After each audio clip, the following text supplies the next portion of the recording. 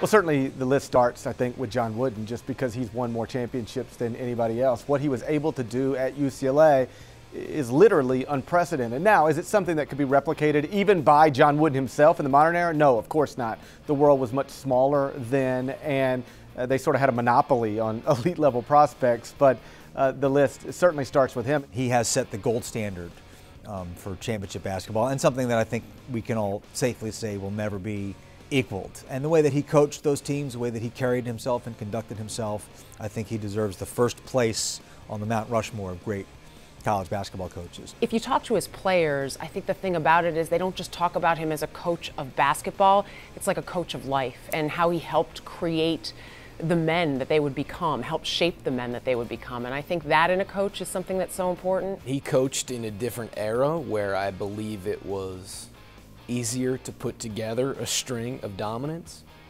But when you consider just how good the dominance was, I don't think it would matter if it's the 1920s, the 1970s, or 2010 to 2020. I think he stands above the rest, and Coach K would have to be second. You got to probably go with Coach K and what he was able to do. I mean, not only can he recruit and bring top talent in and year out, but he know how to coach them up. You'd have to consider Mike Krzyzewski to be the John Wooden of his time with his 4 national championships. I've lost count of his Final Fours. I think he's at 11 and maybe counting. And of course his 2 gold medal coaching performances. People might forget that the United States was really struggling in international competition, so he's done an amazing job rebuilding that program. A guy that does it year after year after year, does it with many different styles of players and styles of teams. What he's done, I mean, has been phenomenal. You know, John Calipari is doing things that I don't know we'll ever see again.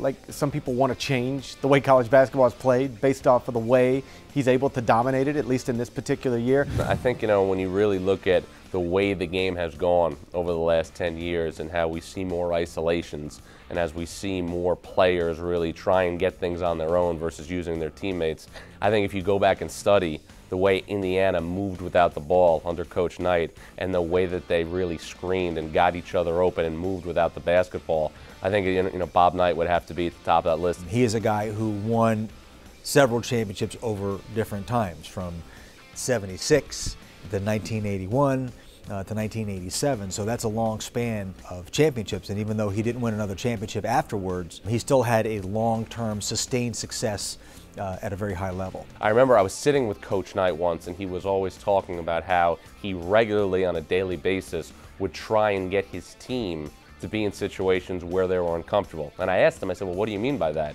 And he said, it's real simple. I wouldn't let kids dribble, and if I was running offense, I would make sure that there were 6 defenders on the court so that game situations would be easier in practice. So Bob Knight would be at the top of the list.